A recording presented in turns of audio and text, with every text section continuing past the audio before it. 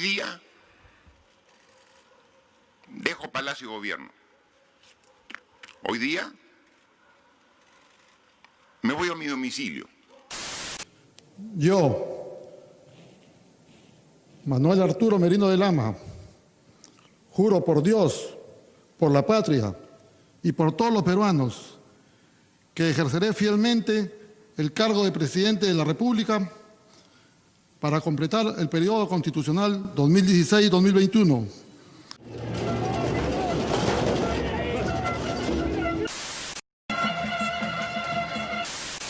A todo el país que presento mi renuncia irrevocable del cargo de Presidente de la República. Yo, Francisco Sagasti Hochhäusler, juro por la patria y por todos los peruanos que ejerceré fielmente el cargo de Presidente de la República para completar el periodo constitucional 2016-2021. Le 9 novembre 2020, le président du Pérou, Martín Vizcarra, est destitué par le Congrès de la République. Le motif évoqué est l'incapacité morale permanente de diriger le pays. Autrement dit, le président est accusé de corruption. Cet épisode politique n'est pas le premier qui secoue le pays. L'origine de cette affaire commence dès 2016 lors des élections générales. Au Pérou, l'élection présidentielle et celle du Parlement, appelée Congrès de la République, se déroulent en même temps. On appelle donc ça les élections générales. À cette époque, les Péruviens ont donc élu, d'une part, le président dirigeant du pouvoir exécutif. C'est Pedro Pablo Kuczynski, appelé PPK, qui remporte les élections. Avec lui, son vice-président Martín Vizcarra, que l'on connaît donc en tant que futur président. Enfin, Mercedes Arauz, deuxième vice-président.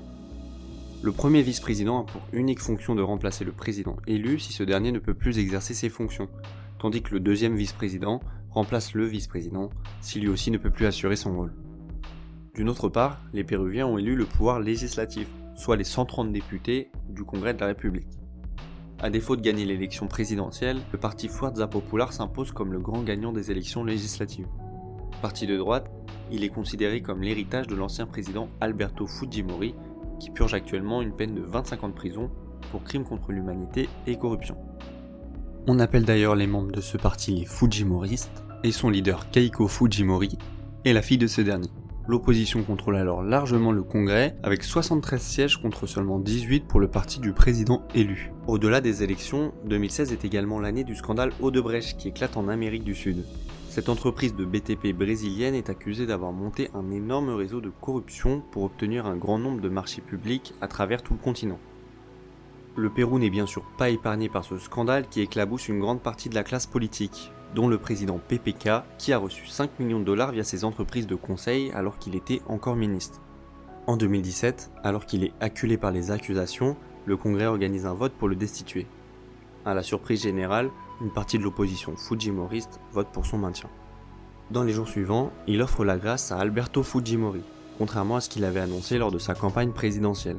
Cet acte très décrié choque l'opinion publique et on découvre rapidement qu'un accord a été conclu pour éviter sa destitution, comprenant l'obtention de contrats publics et la libération de l'ancien président. PPK présente finalement en 2018 sa démission, la veille d'un nouveau vote pour sa destitution. Le Pérou clôt alors la première crise politique du mandat 2016-2021 avec la fin du président élu. Avec un nouveau scandale de corruption à la tête de l'État, les 5 derniers présidents sont affiliés à des affaires judiciaires. Alberto Fujimori, comme on l'a vu, est en prison pour une longue durée. Alejandro Toledo est en fuite aux États-Unis après des sérieuses accusations de corruption, notamment avec l'entreprise Odebrecht. Alan Garcia s'est suicidé en 2019 alors qu'il allait se faire arrêter pour corruption. Ollanta Humala est en attente de son procès pour blanchiment d'argent. Enfin PPK, qui a été condamné en janvier 2020 à rembourser 4,4 millions de dollars, a toujours des démêlés avec la justice à régler. Martín Vizcarra arrive donc au pouvoir avec l'ambition de mettre fin à la corruption qui gangrène le pays. Il organise un référendum constitutionnel en décembre 2018 portant sur 4 questions. Une réforme de la magistrature pour remplacer le Conseil national qui échappe à tout contrôle par une Cour nationale de justice avec des membres sélectionnés lors d'un processus public qui ne peuvent effectuer qu'un seul mandat de 5 ans et qui doivent présenter un rapport annuel de leurs activités au Congrès. un contrôle du financement des partis politiques, une limitation à un seul mandat de 5 ans des députés, et enfin le passage au bicaméralisme, c'est-à-dire un système qui divise le Parlement en 2 chambres distinctes. Les 3 premières mesures sont fortement approuvées, la dernière est cependant rejetée. La réforme de la magistrature est cependant difficile à mettre en place. Le président se heurte à l'opposition du Congrès, qu'il dissout conformément à la loi en septembre 2019, faute d'un accord.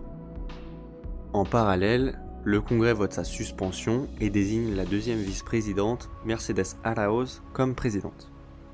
Cette décision est cependant jugée illégale car faite après la dissolution du Congrès. Martín Vizcarra reste président, mais fait toujours face à une opposition farouche qui cherche à le renverser. Les élections législatives pour renouveler le Congrès ne vont d'ailleurs rien changer. Les députés ne pouvant effectuer plus d'un mandat depuis l'approbation du référendum, de nombreux candidats inconnus au grand public se présentent. En effet, leur mandat ne sera que d'1 an, car ils sont élus uniquement pour finir le mandat de 2016 à 2021. Ces élections législatives permettent l'arrivée au Congrès d'une multitude de partis, notamment aux dépens du parti Fujimoris Forza Popular, qui perd 58 sièges. En novembre 2020, le Congrès décide de destituer Martín Vizcarra à la suite d'accusations de corruption qui n'ont pourtant pas été avérées. Les députés ont donc destitué le président sans même attendre l'ouverture d'une enquête. Le problème, c'est que sur les 105 députés ayant voté sa destitution, 69 font l'objet de poursuites judiciaires et profitent de l'immunité parlementaire pour ne pas être jugés.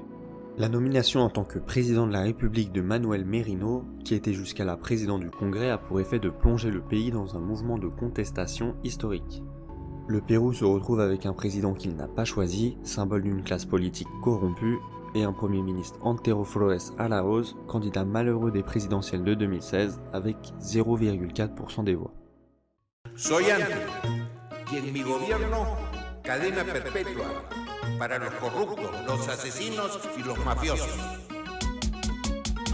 Ya saben que yo estoy postulando, escucho al pueblo, muchos se quejan, y para que no gane cualquiera, él es nuestro gato fiero. Je m'appelle Marlon Noblesilla, j'habite à Chiclayo dans le nord du Pérou, dans la région Lambayeque. Et bien, j'ai participé aux manifestations car comme beaucoup de jeunes ici, j'ai vu beaucoup d'abus, j'ai vu des autorités qui veulent être au pouvoir, pas pour le service du peuple, mais pour gagner encore plus d'argent.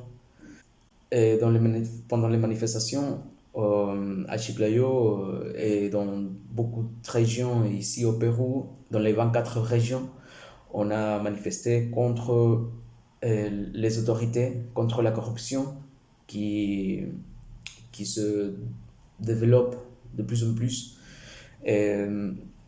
contre la constitution de 1993 qui donne beaucoup de bénéfices aux autorités, qui défend les policiers et aussi contre la destitution injuste du président.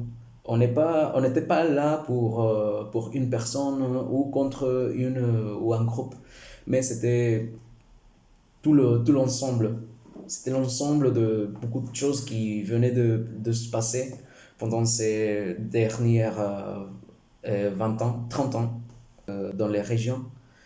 Et les manifestations ont été pacifiques, heureusement. Et les policiers nous gardaient, nous surveillaient et allaient avec nous. Mais à Lima, c'était chaud. À Lima, c'était violent. Pendant le gouvernement de Merino, il avait autorisé les policiers de prendre beaucoup de pouvoir, de commettre des abus contre les manifestants. Et d'après la loi qu'il avait sortie dès le premier jour, les policiers pouvaient attaquer les manifestants. Et c'est comme ça qu'il y a eu des centaines de blessés, 58 disparus et de morts. Alors que dans les régions, dans les 24 régions du Pérou, les manifestations ont été de manière pacifique. Rien ne s'est passé, sauf le premier jour à Chiclayo, quand on a manifesté. À la fin de la manifestation, les policiers ont pris 5 personnes, 5 jeunes, et ils ont été prisonniers pendant 3 jours. Ils ont été libérés après les manifestations. Nous, on demandait aussi la libération de ces jeunes. Le 15 novembre 2020, Merino présente sa démission. Un nouveau président, Francisco Sagasti, est élu au Congrès. Il provient du parti Morado, seul parti du Congrès à ne pas avoir voté pour la destitution de Martín Vizcarra. À l'approche des élections générales de 2021, le Pérou semble enfin retrouver un peu de calme.